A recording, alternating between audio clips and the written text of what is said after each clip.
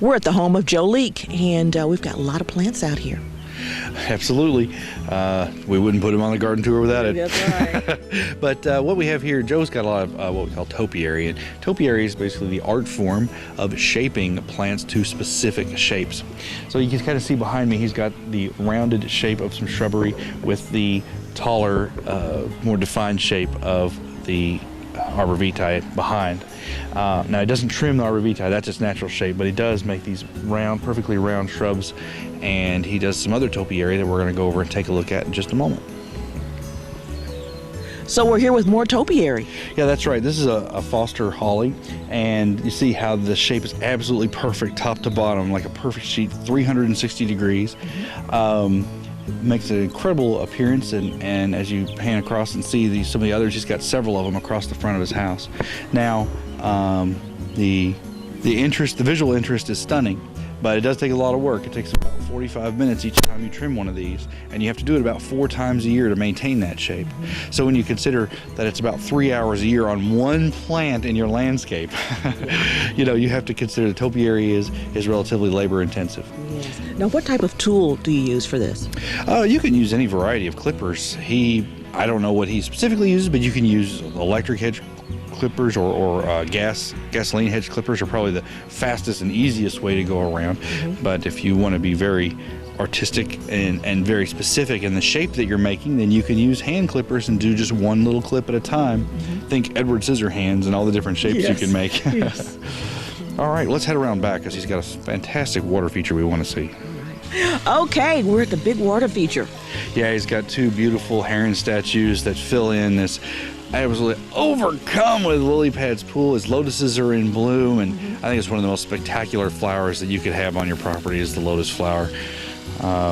He spends a lot of time back here on the little patio area we're standing in, and he's made it just a really fancy and colorful and attractive 2-tiered pond with 2 waterfalls that creates that ambiance we keep talking about with water features, that relaxing sense of elsewhereness that takes you away without having to go on vacation.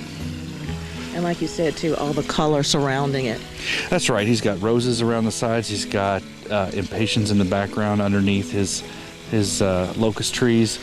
A nice mix of hydrangeas over in the background there. And then, of course, the pond plants themselves are adding color all the way through. And, of course, like you said, it's 2-tiered. Two-tiered. That makes it a bit fancier than you see a lot of water features. Most people just have the one level of pond, but this one actually fills the first top layer where he's got lily pads up there, and then we got the second waterfall into the main pool that hold the statuary, and they just seem at home, don't they? Yes, they do. Actually, a little bit ago, I thought I saw one of them wink his eye at you. Well, they look like there's lots of life left in them, doesn't it? Oh, it does. It does. They make the pool just perfect.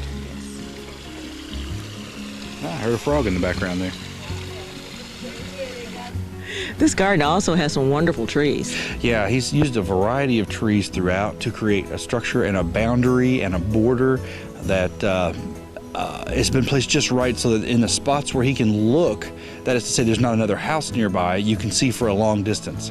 But if there is another structure, he puts the tree in the way and blocks that view, which gives you the feeling that you're all by yourself out here, that you're the only one. But in reality, there's houses all around us. It's just that he's placed these different ornamental trees in the right places to fill in the background, to create, like I said, the boundaries and the separation between the different properties.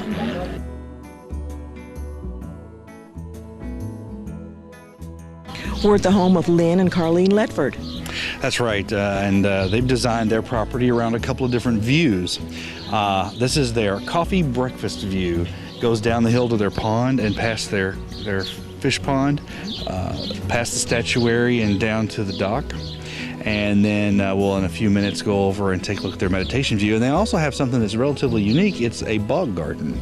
The first bog garden, as far as I know, we've ever had on the tour. So we'll take a look at that in just a couple of minutes. Okay, now we're on the back side of this garden here. Yeah, we're back at the Ledfords here. We've come down the hill a little bit from the top of their view, and we're taking a look at a more classically designed water feature. It is a single pool with a waterfall, but behind it they have a Roman statue with the Arbor Vitae around it that gives it that look like we just stepped into Rome. Yes, it does, doesn't it? And again, the peaceful water going behind it and still leading down the hill to the pond and everything else. It's we talked about this maybe a couple of years ago, but this is a good example of a property that has rooms in it. If you think of your property like your house, you can design it so that it has different areas in it that have different uses, that have different requirements, and maybe it is that one area is a lot sunnier than the other and one area is a lot shadier. So the shady is your peaceful spot to sit, and the sunny spot is just the spot that brings people in for the color and the attractiveness. But this property is definitely a perfect example of a property with at least 4 different distinct rooms. The smaller decorative fish pond, the regular pond, the deck, and then the meditation area we'll see in a few minutes.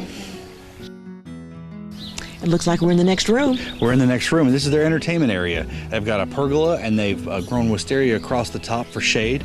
So you don't always need trees for shade. Sometimes just a feature out in the yard, like a gazebo or a pergola. I prefer the pergolas because you're going to have live plants growing across the top, right?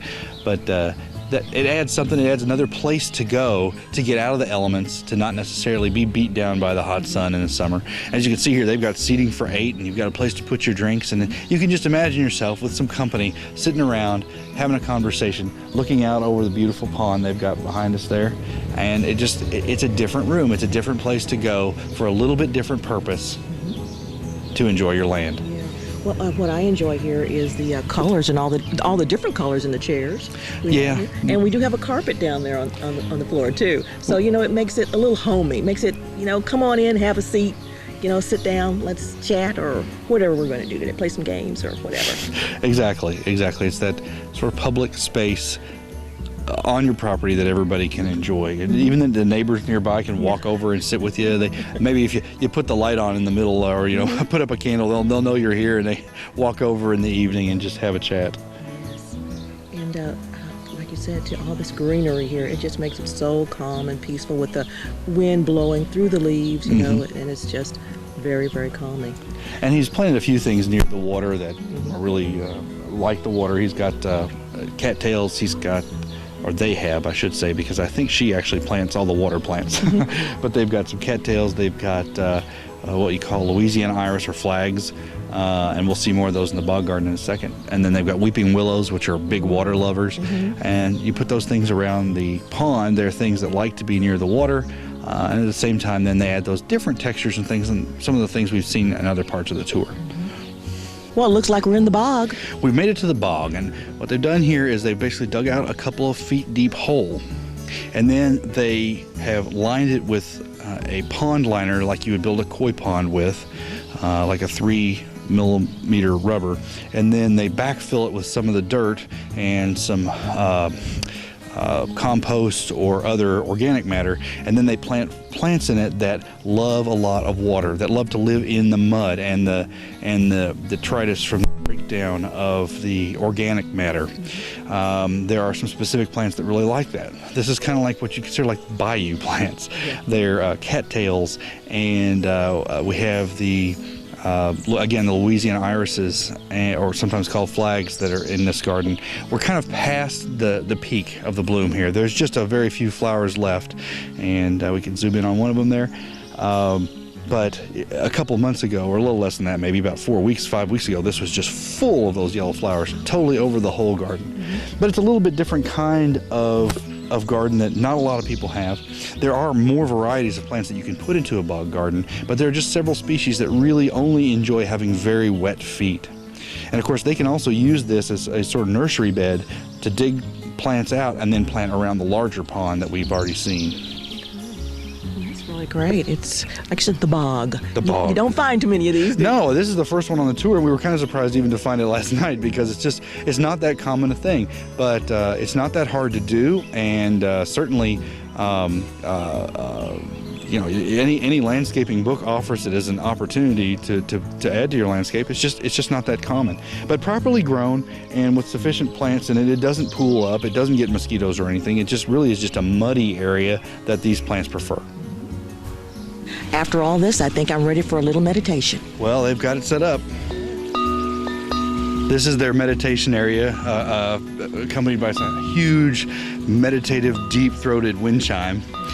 This is where they come out. It's their short view to sit and relax and sort of shut out everything. Instead of the long view, which is, I guess, a little more, it's a different mood. It's just a different mood. They've set this up to just look into the water, to listen to the wind chime.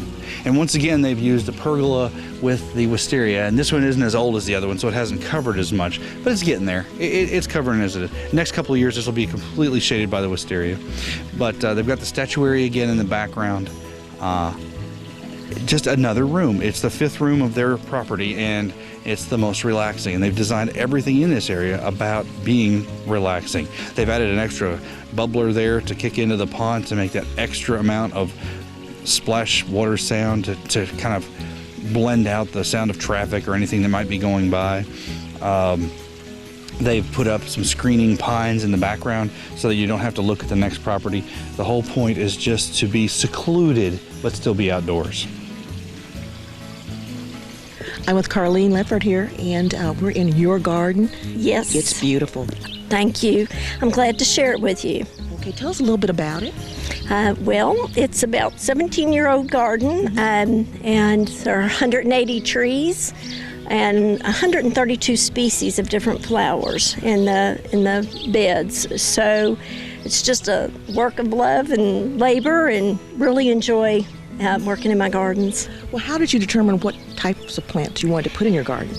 Trial and error. Hey, and where you wanted to put them? I mean, you got them all over. Well, that's one of the things you learn from the years of doing the gardening. You know what's you figure out through life experience of what works and what doesn't. And then we had such a horrible winter this year. You again learn what not to put on the north side of your house. So really, and then the shapes and the colors. I like a lot of textures. Some areas I like very groomed, and others I like not so groomed. So it's really depending on what the area is. Like this area is, we have a lot of social activities over here in the pergola area. And on the far side, that's more of a meditation, relaxing type area for us. Okay, well, it looks like a lot of work went into this. When did you get started this year? March 4th. I didn't even know I was going to be in the garden tour, and Nick found me outside working, and I was the first home on the first garden tour that was started in Bardstown. And every year they come and they ask me, and every year I say no. And he asked me again this year a couple times, so finally I said, okay, I'll do it. And so many people lost so much in their gardens, it was difficult, and I felt real fortunate. So I didn't lose so much, so it worked out well for us. If you had one more item that you'd like to add to your garden here, is there anything else you'd like to add? Maybe? There's always something, and you never turn down a flower, ever. I lost my sweet gum, I lost a willow, and I'd probably add some of those trees back because I had 188 and I now have 180. I lost 8 trees this winter, so I would probably add some trees back. This development of Nazareth Farm really did not have trees in the subdivision, so all the trees you see are really planted by the homeowners. So that's why I know exactly how many I have, because I planted each one of them. So. Well, we hope you can get those replaced real soon. Thank you so much. It's been a pleasure sharing the garden with you all today. Well, thank you. Have a great tour.